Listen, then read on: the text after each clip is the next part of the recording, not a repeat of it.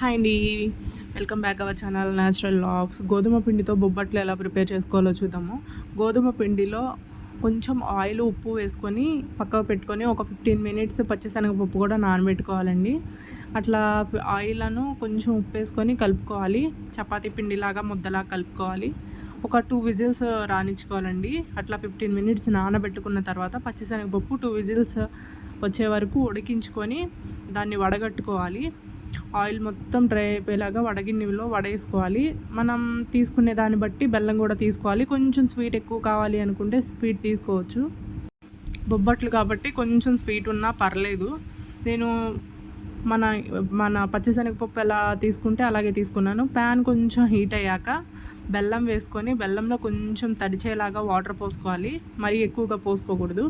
బెల్లం మొత్తం కరిగిపోయాక ఒక స్పూన్ నెయ్యి వేసుకున్నాను. నెయ్యి కూడా మెల్ట్ అయిపోయాక మనం ఇందాడ మిక్సీ వేసుకున్న పేస్ట్ మొత్తం ఆ పాకంలో వేసేసి బాగా మిక్స్ చేసుకోవాలి. పల్చగా అయిపోయిందని చెప్పి ఏం కంగారు పడొద్దండి. మనకి అట్లా ఉడికేటప్పటికి ఇంకా చక్కగా దగ్గరకు వచ్చేస్తుంది. ఒక ముద్దలాగా వచ్చేస్తుంది.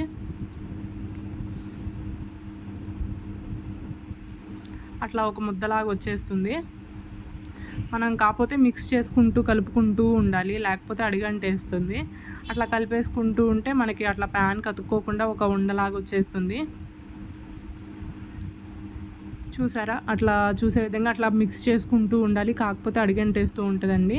కొంచెం హైలో పెట్టేసుకుంటే త్వరగా డ్రై అయిపోతుంది. ఒక ముద్దలాగా దగ్గరకు వచ్చేస్తుంది. ఒక గిన్నెలో వేసుకొని ఒక 5 మినిట్స్ చల్లార్చుకోవాలి. 5 మినిట్స్ చల్లారిన తర్వాత చపాతీ కూడా నేను ఉండలు చేసుకొని పెట్టేసుకున్నాను. ఉండలు చేసుకున్నాక మనం ఇందాడ కొంచెం చల్లారాలి. నేను కొంచెం వేడిగా ఉన్నప్పుడే చేసేసాను.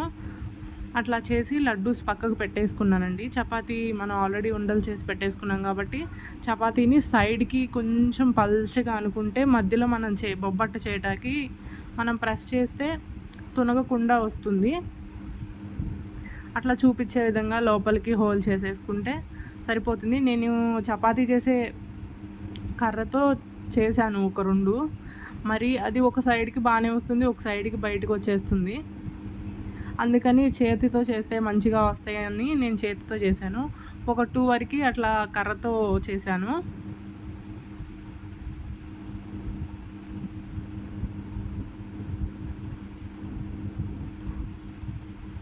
చాలా సింపుల్ అండి. కాకపోతే గోధుమ పిండి కంటే బొబ్బట్లు ఎక్కువగా మైదా పిండితోనే ప్రిఫర్ చేస్తారు. కాకపోతే మైదా తినడానికి టేస్టీగానే ఉంటుంది, పర్లేదు. గోధుమ పిండి కూడా టేస్టీగానే ఉంటుంది. కాకపోతే బొబ్బట్లు అనేది మైదా పిండితోనే చేస్తారు. కానీ గోధుమ పిండితో కూడా ఒక్కసారి ట్రై చేయండి, చాలా టేస్టీగా ఉంటుంది. చూసారా? అట్లా మన కర్రతో వచ్చేసరికి ఒక సైడ్ బాగానే వస్తుంది, ఇంకో సైడ్కి పిండి బయటకు వచ్చేస్తుంది. ఇదంతా ఎందుకు అని చెప్పేసి నేను చేత్తో చేసేసాను. కర్ర పక్కకు పెట్టేసి చేత్తో చేస్తే చాలా చక్కగా వచ్చినాయి. చేత్తోనే మ్యాక్సిమం చేయండి, కర్ర అక్కర్లేదు. చపాతీ కర్రతో ఏం అక్కర్లేదు. కొంతమంది పిండి చేసి చేస్తున్నారు, ఆయిల్ కూడా వేసుకోవచ్చు, ఏం కాదు. కాకపోతే నేను పిండి వేసే చేస్తున్నాను. ఆల్రెడీ ఆయిల్తో ఎందుకు అని చెప్పేసి నెయ్యి వేసే మనం ఫ్రై చేసుకుంటాం కాబట్టి అట్లా చేత్తో ఒత్తుకుంటే బాగా వచ్చినాయండి. అసలు పిండి బయటికే రాలేదు, నీట్గా వచ్చినాయి.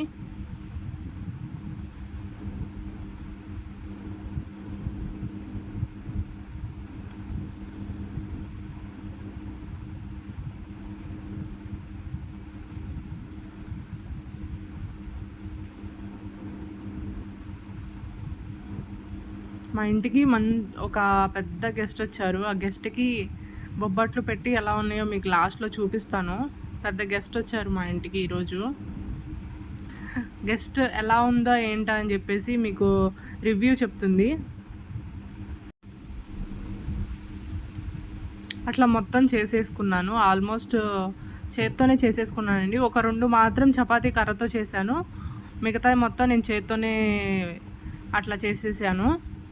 చేత్తోనే బాగా వచ్చినాయి. ఆ కర్రతో చేస్తే ఏమవుతుందంటే పక్కకి ఒక సైడ్ బాగానే వస్తుంది, ఒక సైడ్ ఏమో లోపల ఉన్న పిండి బయటకు వచ్చేస్తుంది.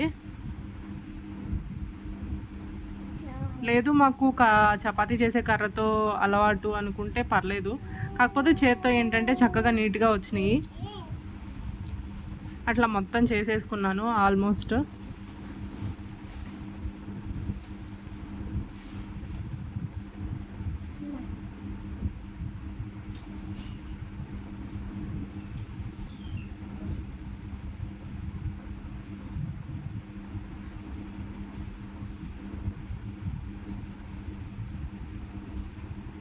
నాకు కుకింగ్ చేయడం అన్నా ఏమన్నా మంచి మంచి కుకింగ్ వీడియోస్ చేయడం అన్నా నాకు వంట చేయడం అంటే చాలా ఇష్టము.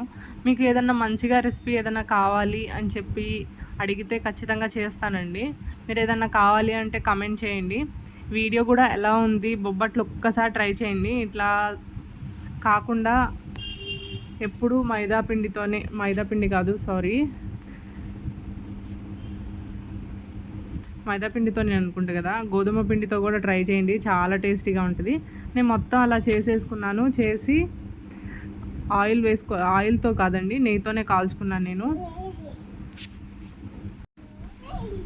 చూసారా అట్లా లోపలికి ఒక బూరెలాగా పొంగుతుంది లోపల మొత్తం. చాలా బాగా వచ్చినాయండి. నేను మొత్తం గీ వేసుకొని మొత్తం ఫ్రై చేసేసుకున్నాను అన్నీ. మీకు ఏదైనా మంచిగా రెసిపీ కావాలి అని చెప్పి అంటే నేను ఖచ్చితంగా చేస్తానండి. మీకు ఏదైనా కుకింగ్ వీడియోస్లో ఏదైనా కావాలి అంటే మన ఛానల్లో ఇంకా చాలా కుకింగ్ వీడియోస్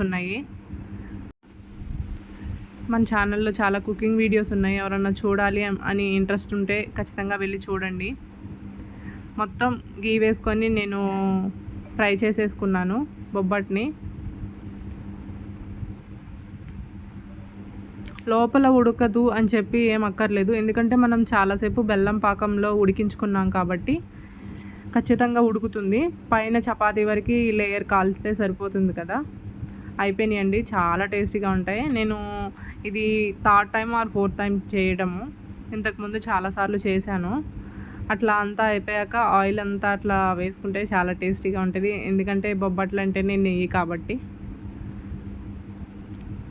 ఆల్రెడీ నెయ్యి వేసే కాల్చాం కాబట్టి అలా కొంచెం వేసుకుంటే ఇంకా కొంచెం టేస్టీగా అనిపిస్తుంది. ఎవరన్నా మైదా పిండితోనే కాకుండా ఎలాగో ట్రై చేయండి. మీకు గెస్ట్ చూపిస్తాను, మా గెస్ట్ ఎలా ఉందో చెప్పిద్ది ఒకసారి చూడండి. ఎలా ఉందమ్మా, ఎలా ఉంది చెప్పు. సూపర్ చెప్పు, బాగుందా? Thanks for watching, bye. మా పాప సూపర్ అని చెప్పి చేయి చూపిస్తాను.